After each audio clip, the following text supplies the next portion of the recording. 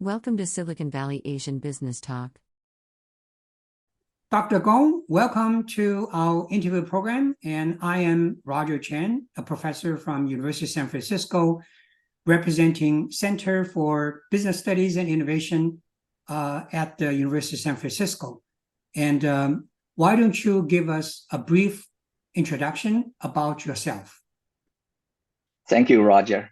It's really my pleasure to join you for the Silicon Valley Asian Business Network talk. I earned my Doctor of Science, actually, in computer science from Washington University in St. Louis.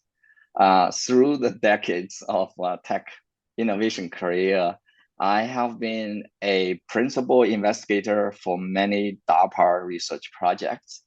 And then I have also been serving adjunct faculty position at some of the universities. And then, of course, since 2001, I have co-created 5 startups to date, with 4 of them with successful exits, and 1 of them is still in active development. One of my most proud startup is Palo Networks. My latest one, Metafoodx, is solving the sustainability challenges for the food service and healthy living for company, for our mission. We are determined to basically use AI for food and health sustainability. It's a big problem. It will take us a long time. And then what we actually do is to start by sustaining the food operators' profitability. That we are using AI-based consumption tracking, and that collect the accurate, useful data. And then we use that data to drive their production management service. So in the end, we are helping them to prevent food waste by avoiding overproduction of food. That is a big challenge for those operators. And then for our customer, what we really are bringing them is an unprecedented cost of savings. In parallel to startup venture and angel investment, I am the active chair for HYSTA. Now, HYSTA is a nonprofit organization helping to elevate the leadership and the entrepreneurship capabilities for Chinese Americans. Discussion topic: develop our first product to satisfy early customers. My first question basically relates to the evolution of the new venture company. We typically call them the product market fit, meaning for new venture companies find their very first products and also the target customers. So my question is, has your current new venture company found so-called the product market fit, meaning find a product that can solve the real problem for a large group of people and also find the customers? If the answer is yes, based upon your new venture experience, what are the indicators telling you, hey, our product finally reached this product market fit? And also, what are the factors allowed you to successfully found this match between your first product and also the target customers? Yeah. That's an excellent question. Yes, we have figured out our product market fit for Metafoodx. We are targeting easily, for even at the low end, a 5x return on investment. Right now, we have 5 active trials. One of them is in the contracting phase. For all these customers, really, they see not only the problem we are solving, also we have packaged the product in a way that fit their workflow. And that is one of the other critical things. So today we are basically driven by the customer because the resources are limited. So we have to prioritize and not to start too many of the active trials. Yeah. Thank you. Actually, that's very good. Follow up your answer to the first question. Now you're talking about your company's value propositions, the big problems your company tried to solve. The follow-up question is from the concept, which is a very, very great concept vision, to the real product. Did you experience some kind of learnings or mistakes to kind of basically translate your vision, your business concept into a real product that matches the customer needs? What are the lessons, or have you made mistakes or things that you would like to share, which will be valuable for many, many startup companies going through that concept to the real business or real product journey? Yeah, appreciate that question. The reality is for any startup, right? In particular, when you are trying to address a very hard problem, some degree of pivoting is always involved, right? And what do you do? So for us, one of the example for Metafoodx is we are focusing on a big problem, right? We're talking about in US alone, food loss and food waste is a $400 billion plus loss problem. Wow. But then when we solve that problem, of course there are many factors, right, involved. So in this case, it's not only you solve a problem, but then when you talk about a solution, you are talking about where you start, who is have the most pain, right? And one of the things we learned was your solution must fit the customer's workflow in order for them to actually be able to use it and then experience the benefit. So that's like a two-side, not only a problem, but then you have to be, in particular for food service or for food operators, it's really backbreaking and it's hard work and very high pressure environment. So for example, when we first produced a version of the food sensors, because we need to track accurate food consumption by menu item, in real time, by portions. So we actually had our first version, which is based on an embedded load cell design.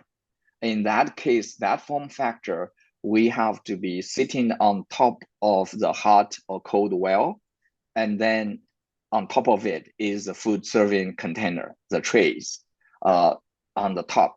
And then we quickly learned that the reference, we were also starting with a small hotel employee cafeteria. So in that environment, their food item and what the scale was also fairly limited. So then we quickly realized that we were using that as a reference, but that reference was not representative enough, right? For the sensor, the form factor, if we want to apply it to a large number of targeted customer environments, and then that has limitation in terms of how easy to scale, how easy to maintain them. So then Smart. today we actually, we already have in the customer, we are using a 3D camera-based AI sensor, which is very scalable and non-intrusive. That's very key. So, seems to me a very interesting or a great insight is when you try to really kind of persuade the early stage customers to adopt your new products, you have to understand their workflow process. And there seems to me your second point, which is very important, when you try to design your solution, you are also considering the scalability for future solution, right? So not just about the, it's kind of a very, very small niche. You are thinking about a big picture. And I guess, maybe you can correct me if I'm wrong, because of that scalability consideration, you kind of adjusted your solutions. Is that correct? Yes, absolutely. I mean, that's why we, the two things in particular to wrap up our new product market fit. One was we defined our solution is really a new approach doing production management, accurate management, precise management based on true consumption. That's a very fundamental approach, differentiated. Then in order to do that, then that means our new product form factor, right? We have this food sensor, which can be deployed once, and then you don't have to do anything about them. And then the rest of them is really about the data. The data come in, collect the data is in the cloud. Every analytics, all the interface alert saying generated to the customer is driven through the cloud. So then that indeed affect, both the product form factor and then how this, right? When we design the dashboard, then we have customers' workflow in mind, right? When they come in, when they use it, what is a task that for them to see the benefit from the system that is going to look like? And then our dashboard needs to actually support that in a very smooth, intuitive fashion. Discussion topic: how to gain customer insight or trust for early product. I have two quick questions. One is, can you share your wisdom, or can you share your kind of experience on gaining those customer insights? Because sometimes you need to understand so-called customer flow, but it really depends upon your deep customer insight knowledge. And so how do you gain those customer insights? Because that's not easy for every outsider, stranger to understand customer, right? So what's the process for really truly allow you to develop such a deep customer knowledge? The second question is about the trust. How do you gain customer trust to allow you to, or allow the customer even, to even try your new product? So these are the two questions. Could you share your kind of a knowledge or experience? Yeah, I mean, I would use actually how we approached it. And in terms of timing, we know from day one, we know it's a complex problem we're trying to solve. Myself and my team, right, initially it was mostly the high-tech background. But enough of the past venture for me to realize, right, I need to understand the real customer needs. Then by a very interesting basically turn of the event, I discovered the one person who is my current customer success VP. He's actually an ex GM and regional district manager for Bon Appetit, for Santa Clara University, for University of Southern California. So he is really a person in the trench, managing the process, managing the P&L. So really have that inside of the pen and how he imagined the right way to actually manage the production. So we discovered him, get connected with him when one of my intern went to SCU while he was still at SCU to try to see if they will be doing a trial with us. Initially, he didn't see how this could be useful to him. And then we followed up and when we discussed what we are trying to do, and then the story is he ended up joining us. So that just to directly emphasize the question you raised, very critical, because the customer understanding the customer is very critical. You really want to solve the right problem, and also the solution needs to be basically easily adoptable, right, by the customer. So that's how we do it. And also ongoing, once we engage with the customer, with other universities, and then we go beyond, Terry, who is my customer success VP, then we talk to the directors, VPs in those environments. We actually have received a number of very good feedback from them. Says, okay, you just need to do this very small thing and it will make our life much better. And that's the thing that we like to hear from the customer. Okay, so basically you kind of, what I heard from you is you find the right talent who have a deep knowledge, basically the industry experts, right? Yes. So I also assume, your initial customer contact will also kind of gained from such connections, right? So that, because my second question was, how do you get the customers open their door, again, their trust to even, work with you on the experimental basis?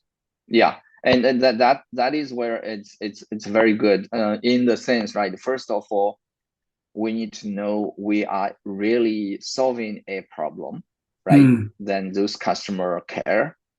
And then once we have the right form factor for the product, then it's become just be able to connect to the right person, have the conversation. Typically, that first conversation, they will be already expressing the willingness to say, okay, we want to then see how we can check it out. I mean, that's the only thing we ask. I mean, the customer is willing to actually then try it. Yeah.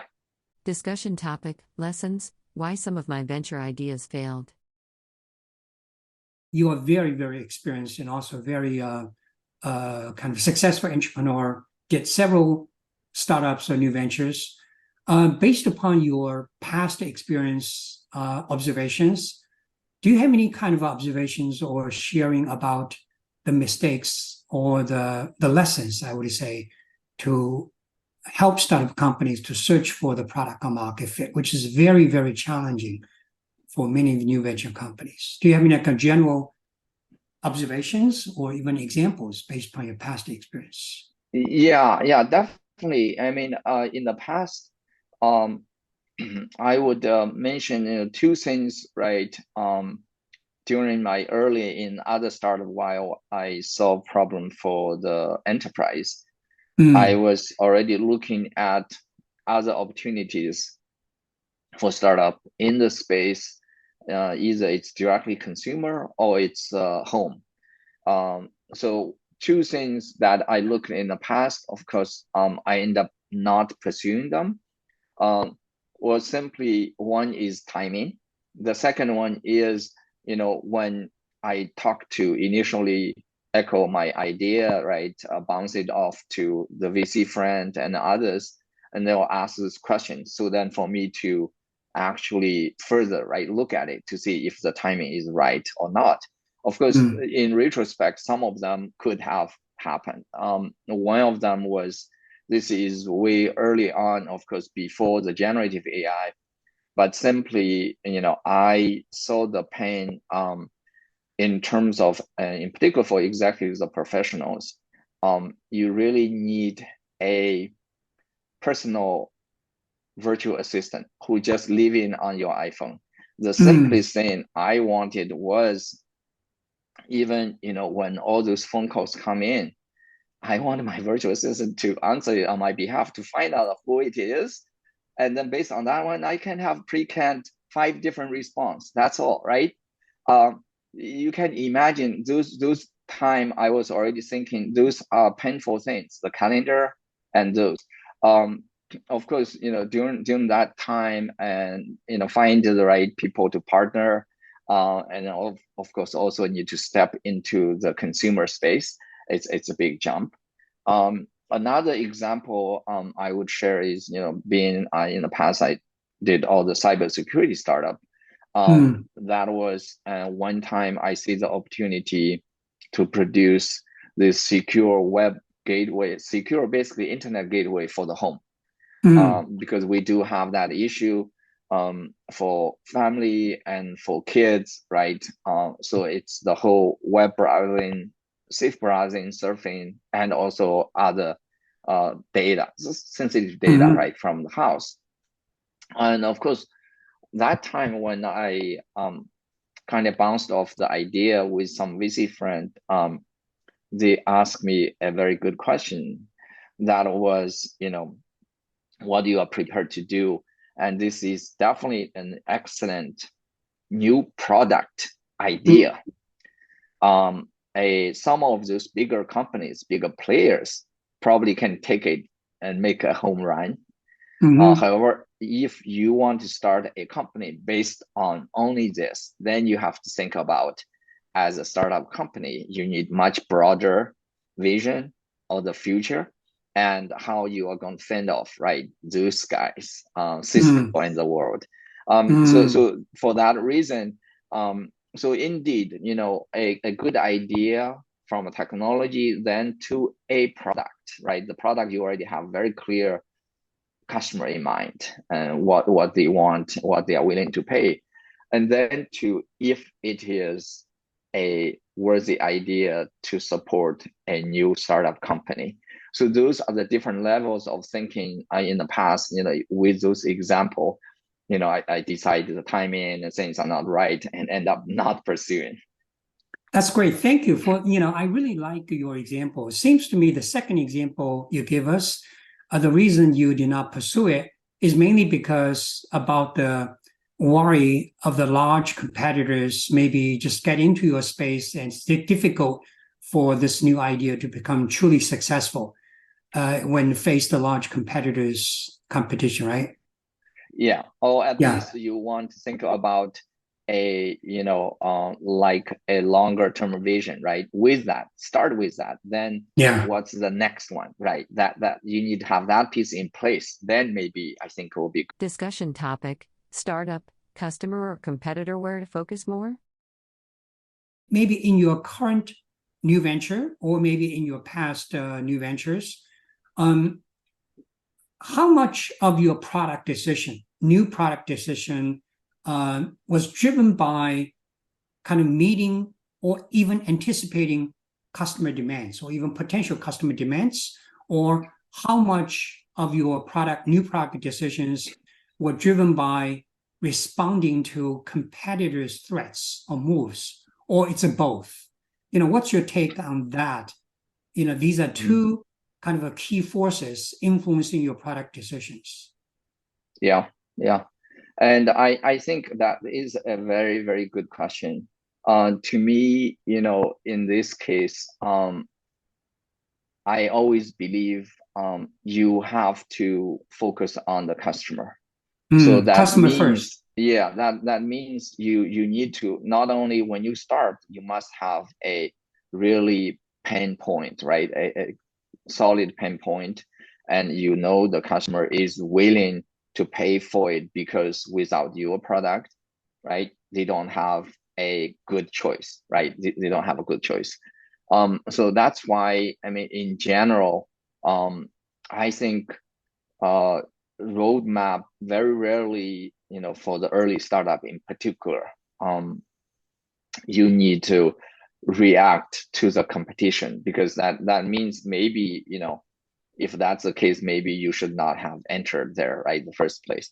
And if I was going to look at, the Metafoodx, right, as an example, and for us, we know there are a few products out there, and they actually only a couple. So this is a fairly like green space for us to go after overall in terms of effective food waste and solutions, in particular for production management assistance to the operators. There are a few players.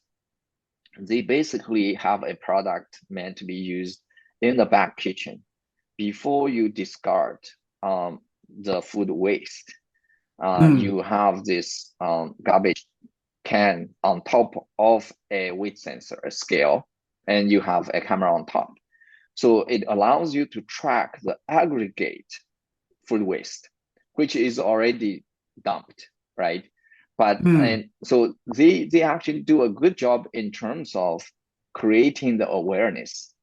So today, a lot of data we know we refer to, contributed by these companies. Then the problem is, that already in terms of the food cost of goods, in terms of labor, is already in. So that's where they are, today people realize they really want to get a handle on how to prevent it, right? And that's when we come in. We say, okay, we see this issue, we understand the problem, and the core of it is to crack the issue of how do you track precisely the actual consumption. And one insight to share is, when we start looking at food for a given large cafeteria or any environment, the menu lineup really affects how people consume each individual menu item, right? It's insightful. Yeah, that's the reality. So that's why, once we have this, I mean, in order for you to do the right planning, you need to know, that's why we went to the cafeteria environment where you have a relatively stable population, and the variation is just the number of people showing up. But the key is your manual lineup. And so you have to have that accurate data. And then, for the next cycle, when you do have this menu, you have the accurate base to go. And then you can make any adjustment based on predictive things on top of it. So that's why, again, come back to the problem and to the customer, what is really the big issue they are facing. If you have an effective solution, that's the number one priority for us to make those calls. Yeah. Discussion topic: what guides our new product expansion roadmaps? After you have initial products, you already have the baseline, then you need to kind of adjust the product, develop new products.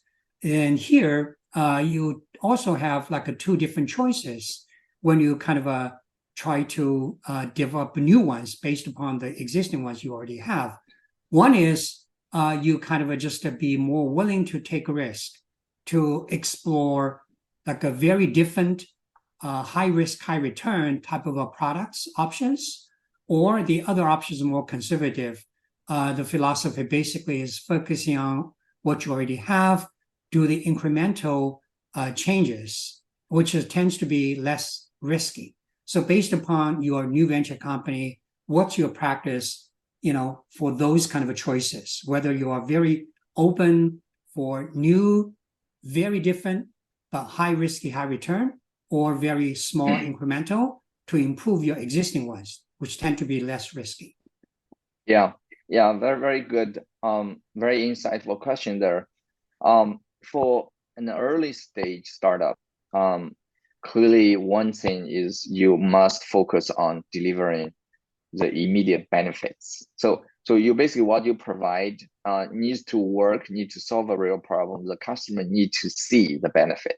Yeah. Of course. So that's a real return on investment. So that must be your focus.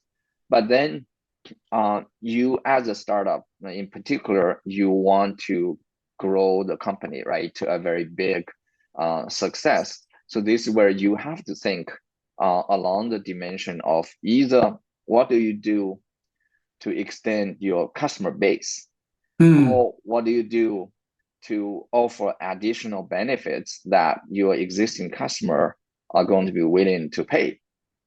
So it's almost like, upsell the existing customer and the new customer. So those are the ones indeed that you should think carefully based on where you plan and things are, and you need to actually engage the customer in a deeper fashion, right? And then to decide what you are going to plan your roadmap.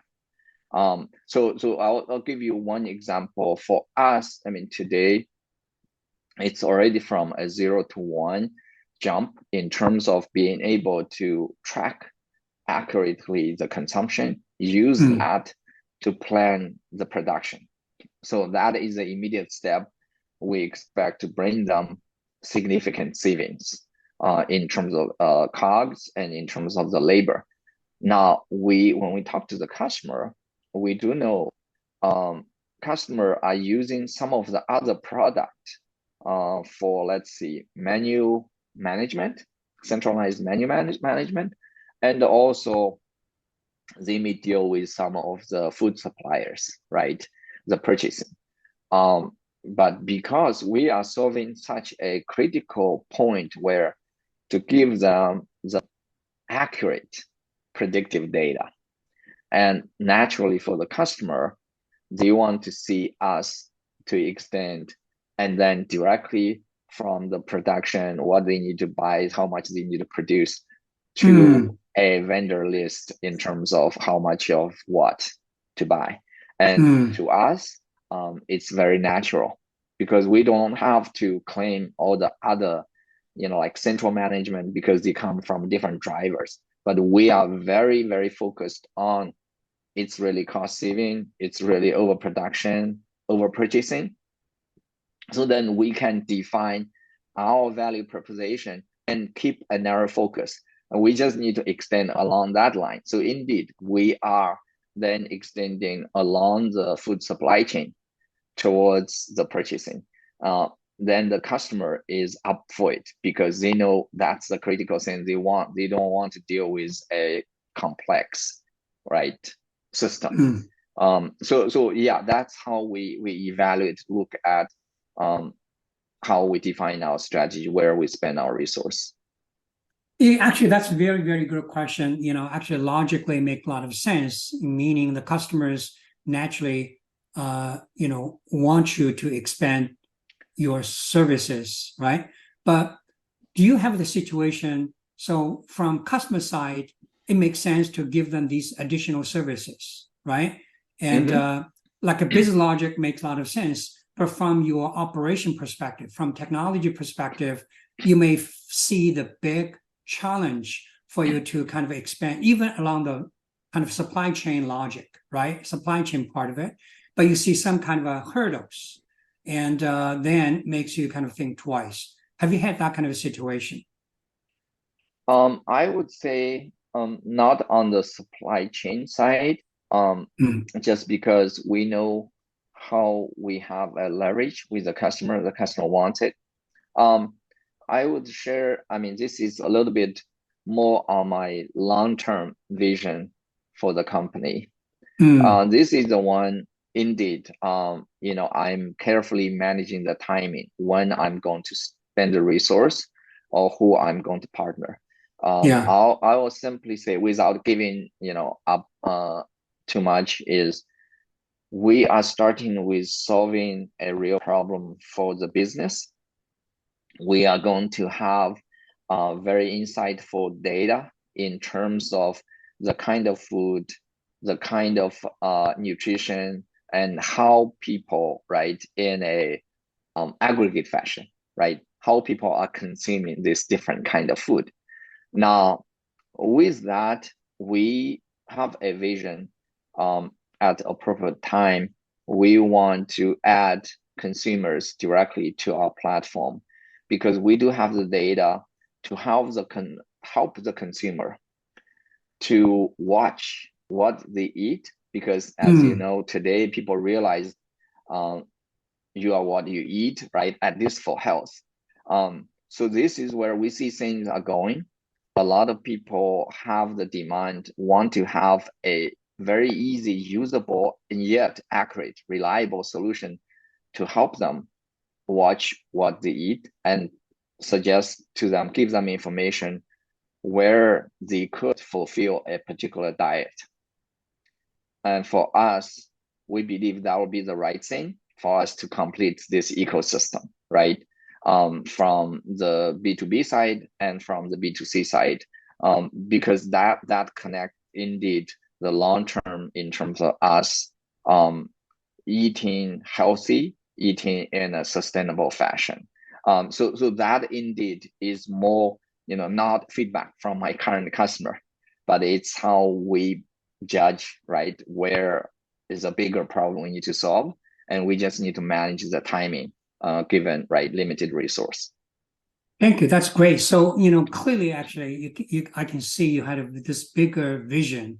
And also you mentioned about, going back to my earlier question, when necessary along this kind of a growth trajectory, you may think about a partnership if you need a new capabilities, right? Yes, absolutely. Discussion topic: risks when scaling up new venture businesses. You are very, very kind of experienced in managing or dealing with the new venture companies. Do you have any other wisdoms or observations or even examples about the mistakes, the challenges, as well as the lessons of scaling up business? Yeah, that's a very good one. And I'll share one in particular. That's more my most recent one, yet involves the scaling. Actually, this experience is more from the ride-sharing platforms. So what I observed there, I mean, the fundamental drive, as we know, for growth, it has to be, demand must be there. So in that case, yes, indeed, the demand is there. All the potential demand is there. The question becomes, how do you activate them? And then you promote, right? However, the mistakes I observed, are often related to not paying enough attention to the risk factors when you are going after the growth. In this particular case, so it may affect you how far or how sustainable your growth pursuit can be. The examples actually include, for instance, the external regulatory forces. If you're not careful, you need to look ahead for when you're doing that. And then the second one is actually customer experience, because oftentimes when you pursue a very rapid growth, this is where if your process execution, right, is not in place to make sure that you deliver with the quality, and then that would backfire. So those are the ones indeed. That's my most recent experience, at least, along with the team in the trench when we were actually doing it. That's very, very good. So you're talking about when new venture companies scale up, to borrow your word, they have to consider the sustainability. And more particular, in your example, you talk about two factors influencing the sustainability growth is the regulation threats, because when any company getting bigger, typically regulation becomes an issue. And our second is the customer experience. If you scale, quickly grow, but destroy customer experience, then you're not scaling up, you're destroying your business. Yep, absolutely. Discussion topic: being polite may hinder venture business execution. Do you think your cultural background, which includes your philosophy, your value system, your networks, social networks, influence the way you manage or deal with new venture companies? Yeah, definitely. I tend to, indeed, I subscribe to the philosophy, you have to learn. And when you want to do new things, you just keep, you all you need to do is to pay attention. And then anything you do and then kind of reflect. Yeah, if I was going to think of Asian culture background or Chinese background, one thing is always striking me. If you think of one thing I consciously pay attention to, try to improve is, be it Chinese or Japanese culture, right? We have this traditional value of being polite. Polite to the degree that it may hinder clear communication and execution. And so that's one of my observation I remind myself, because that philosophy in some ways during the execution, it kind of can go contrary to fail early, fail fast philosophy for startup execution. So in all, it's like it could hinder direct, crisp communication. So to me, I think that it's subtle. Of course, everyone is different, but that's something, in the back of my mind, and I reflect. I feel that is something, actually, I can make a conscious effort try to overcome. I really like your example. In other words, actually say, being Asia, that, we tend to be very polite, sugarcoat. That sometimes, could kind of cause the problem, not making the message explicit enough. That's why you say this against this kind of a fail fast, fail early philosophy, because fail fast, fail early is you try to get to the bottom of the problem as soon as possible, right? Yes, that's right. If you don't see a productive path forward, right, then you need to change course. Discussion topic: Buddhism and meritocracy in business. You also see some kind of advantages or benefits that you gained from this kind of Asian culture background that helped your new venture activities? Yeah, I mean, I think this, I believe in open communication, so I share. That's also part of my, I think, growth in US, right, for so many years.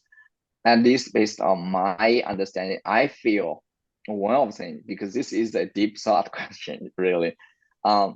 I actually liked the Buddhism teaching in the sense, I think it's useful and it's more congruent with meritocracy.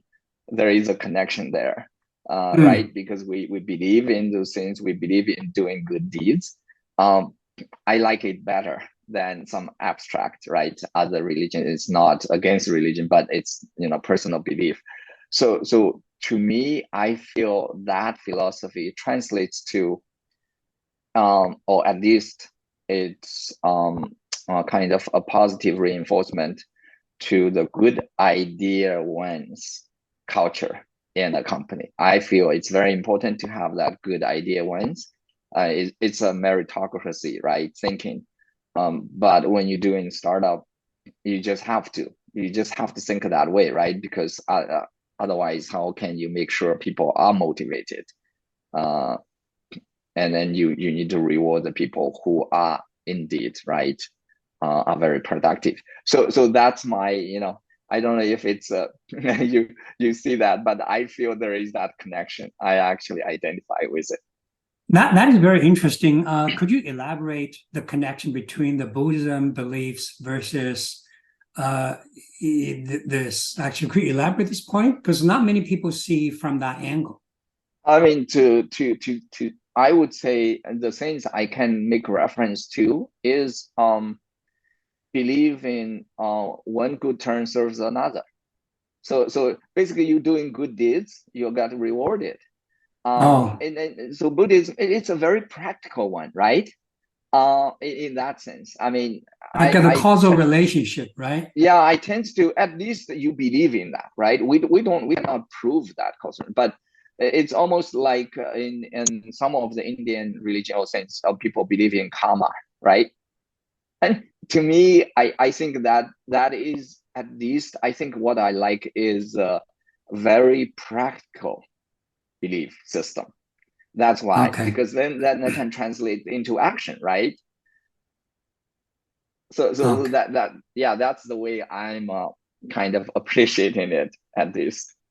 Well, that's very interesting. But of course, we all know kind of Buddhism is very deep in philosophy, and we all know. Yeah, the deep ones, and of course, it's way beyond me. I'm looking at it from a very practical point of view. Discussion topic: transition from tech leader to CEO in startups.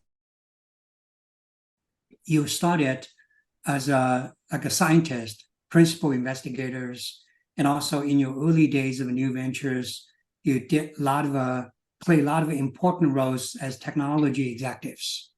But now, obviously, you are the leaders, you are leading everything, including the business. So from this technology executives playing the technology roles to the business side, switching to the business side as a CEO, what are the biggest challenges of making that transition? Because I can sense many people will, kind of follow your footstep, starting with the technology people that gradually become the business people. So what is the biggest challenges making that transition, and what are the lessons you may give to other people who may follow similar transitions?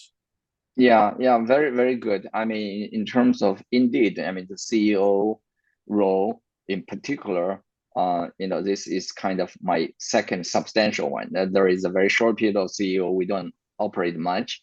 And then I get some exposure when I was running as a head of the DD Labs in Mountain View. So that's where DD, you mean the Chinese yes, the ride sharing company, right? I helped create the DD Labs operation in Mountain View, basically kind of like a TM, right? Think of so it's that role, not quite a CEO role. Um, then I have to deal with a lot of the team, facility, everything else. There is some transition that helps me, but to me, yes, it's still a very big transition, and I have to build teams, and then for the team to take care of different technical and operational areas. I cannot be then just focusing on one area. And today, I would say the big change is, I have to, given the limited time, then I have to focus on fundraising and team building. Those are the key things that I try to focus on. And then, of course, in one of the lesson or I learned, I get deeper kind of learning is I found that fundraising is really a much harder activity than the product sales job in some ways. So if I was going to give anyone some advice, at least from my learning, is you want to really research on investors before you decide to even approach them, right? So we used to think investor, but investors are very different, sector, stage, and all those. If you do not have the right investor, you may end up wasting quite a bit of your time. So following that, let's say, what is so-called the right or wrong investors? What are the different factors you consider to tell you match or not match, or fit or not fit? Yeah, I think definitely sector is always one of the big thing. A lot of investors do not have the expertise or confidence themselves, right, to cover a lot of sectors. So if the sectors, if they are not active, have track record or confidence in that area, you probably should not, because you would have hard time trying to educate them. You literally wasting your time because they have very simple, right, calculations. So then that is one. Then the other one clearly is the stage, right? The stage they are involved in, if they have fund currently actively in that area. And then you need to learn about if some of those are matches. You need to understand some of the investors, the indeed, right, the decision are made by the investors. So how they personally view these things are very important, because there is no way to get around the question of making sure your idea, what you are pitching, is understood and fully have a buy-in by the investor. So often, the founders may think, oh, they have the great idea because you were just thinking on your own, from your own perspective. If you cannot effectively communicate that to the investor, that's still your problem, right? So it's tough in those. I think, yeah. Discussion topic: truth about new venture that do not change with time. After so many years, because I look at your background, you basically have been doing the startups for many, many years. Did you notice any kind of changes as you go through this journey of dealing with or working in the new venture companies? In other words, what are the differences you see between the inexperienced young Dr. Gong versus today experienced, very wise Dr. Gong in dealing with the new ventures after so many years of this journey? What are the differences, in your way of approaching the new ventures because of those experiences? Yeah. Thank you for that question. Indeed, if I look at myself, I'm getting older, and of course in time, but then yourself maturing or become older, learn more, is one factor, and then the other one is actually the venture business environments probably are changing much faster, And so that's the interesting thing. We have to know, right? Different waves of technology, all those social, economical, and or geopolitical. Those everything is a major factor in the venture funding. So that's why I think, in a way, it's almost like I have no choice but keep learning and learning faster. So I feel in the end, I have to just come back to the basics, right? And if I was going to look at the things, then I have to answer those questions. And so to answer what we are bringing to the customers, right? That means who are the customer, why it's compelling, why you. I mean, those are the ones, I think sometimes people overlook that, right? People get excited about some idea they have, and then they saw they have a startup. But those are the real questions and deserve asking, and then deserving having answers that you yourself should buy in, right? Believe it's a truthful and good answer. Only then now you learn, right? You learn what investor is looking for, what, and you talk about engaging them. So I think that first step, yes, encompass a lot of learning in order to answer those questions. Okay, that's great. Actually, I think you already, probably answered some of my questions later. So, do you have any kind of a memorable mistakes or lessons that you would like to, you always kind of like to share? Because people like to hear, maybe mistake is more valuable than just a success. If you happen to have some of these memorable lessons or mistakes that you want to share, that would be really great. Yeah, and for us today, I mean, Metafoodx, indeed, we are still early. We're still waiting for the big excitement. And so far, I would say the best moment is, when we get those voluntary feedback reaction from the customer when we show them the dashboard and what the system can do. So those are, I mean, still for us, it's very exciting. It's a validation that we are on the right path. So basically, customer see something they like, and they are willing to engage. So that to us is a very important first step. Yeah, in terms of, I think you also, in terms of some of the lessons, I would say in particular, you mentioned, right, all like timeless or in a long term. To me, one of the things, this is also a strong belief, being in US for a while. I feel you just have to keep the customers in your mind for every decision you make. That's probably regardless of what you do. I do believe if you build the best solution to bring real value to your customer, they will adopt, and then market would reward you. That's something I think in this environment we are in, I have confidence, right? So that way, the pursuit of a startup is a little simpler. Actually, Dr. Gong, I want to kind of echo back your early points, which I think is very, very relevant.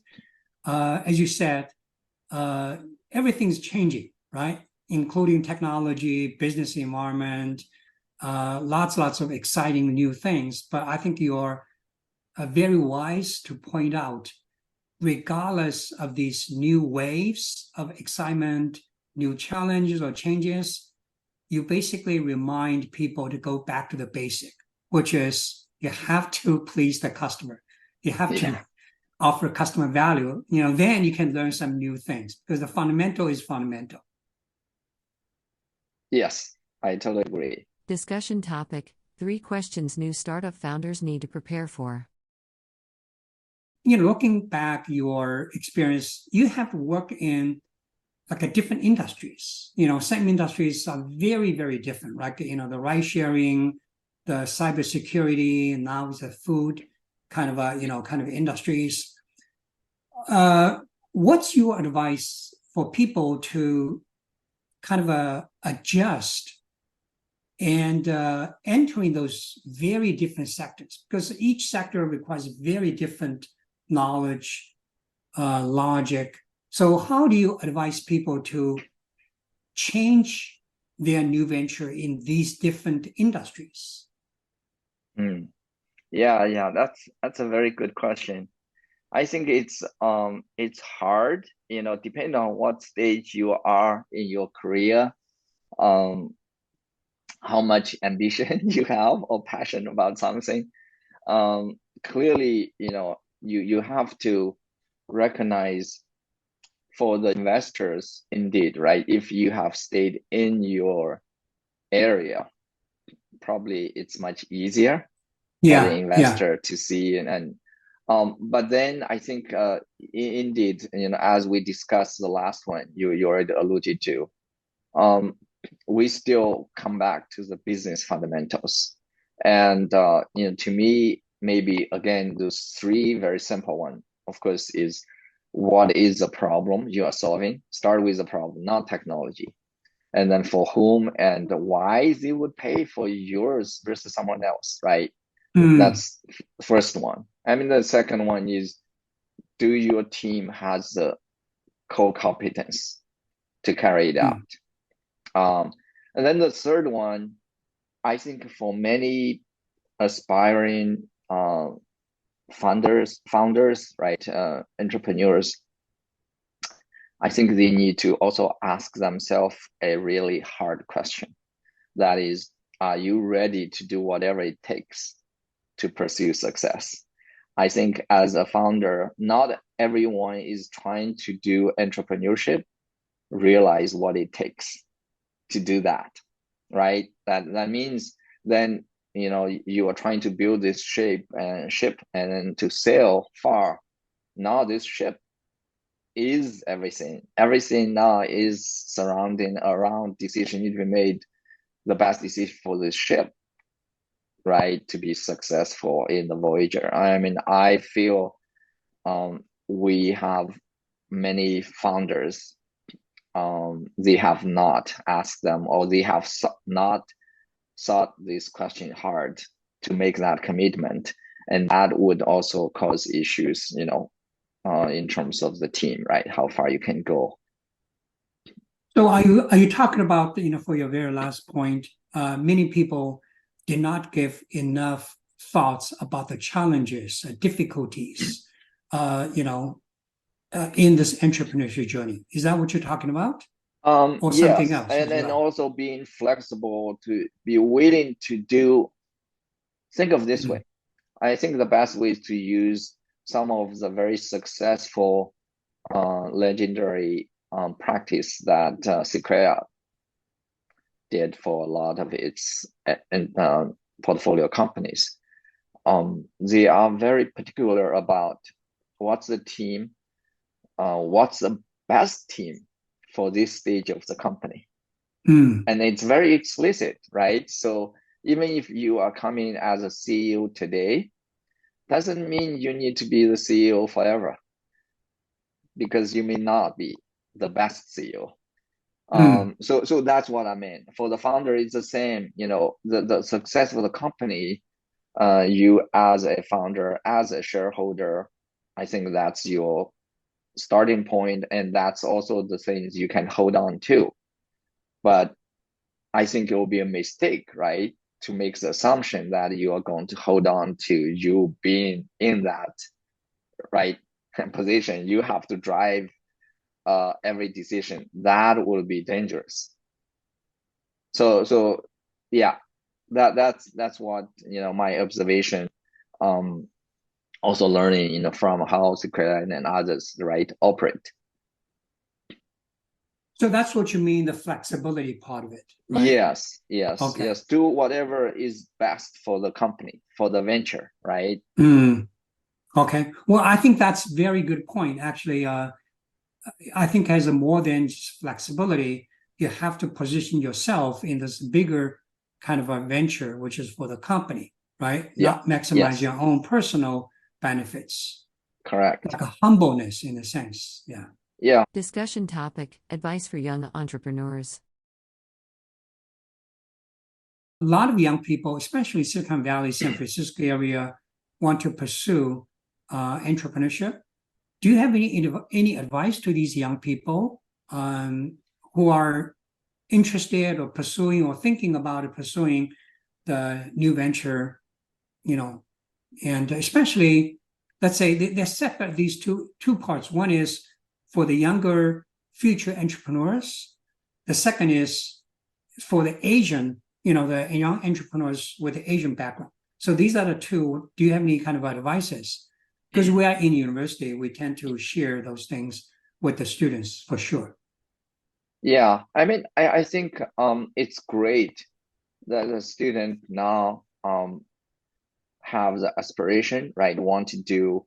I mean, that is the very beginning of the innovation, right? I think if it's any, in addition to what we discussed, any additional thoughts, advice, I think for them is, again, think about the customer problem they're going to solve. Start with that, not a technical idea.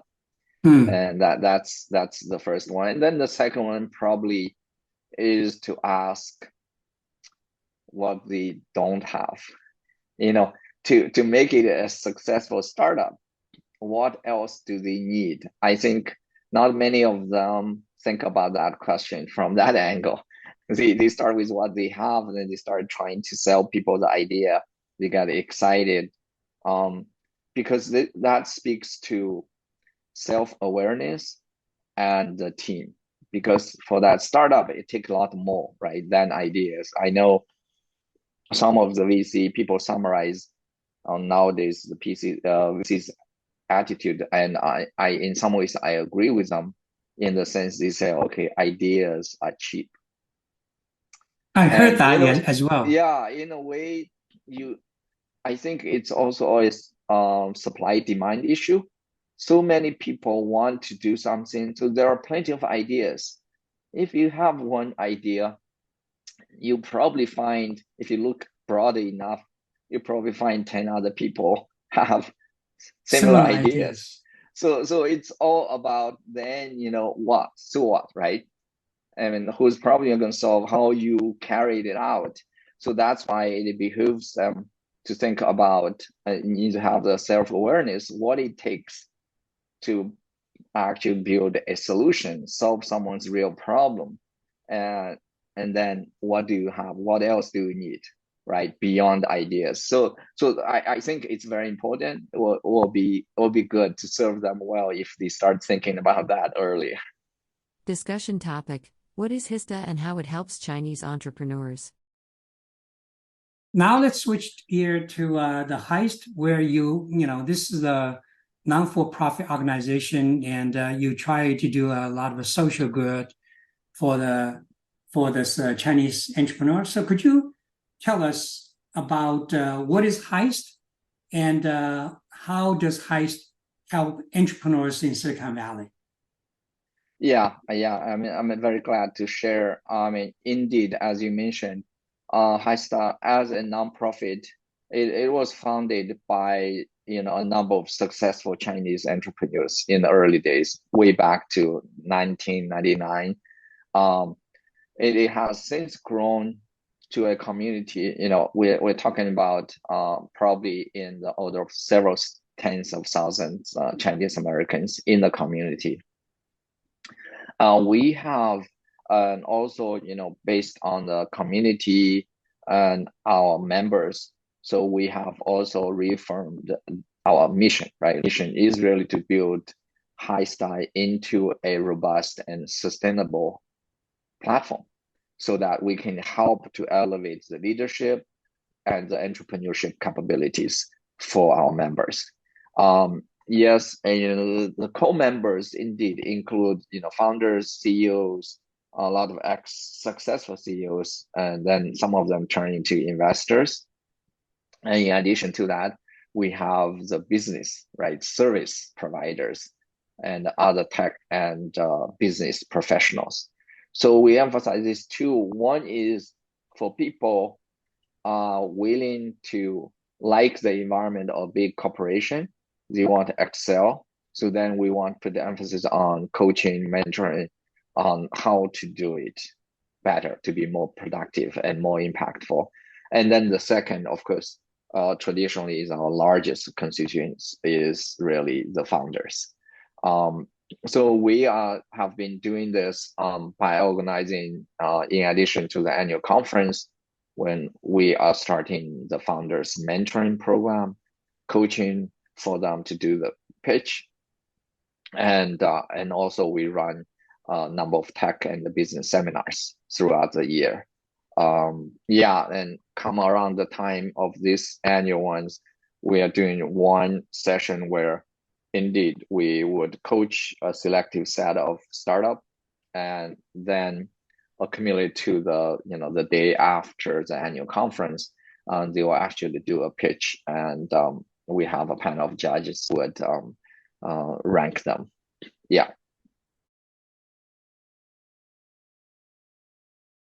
Thank you for watching.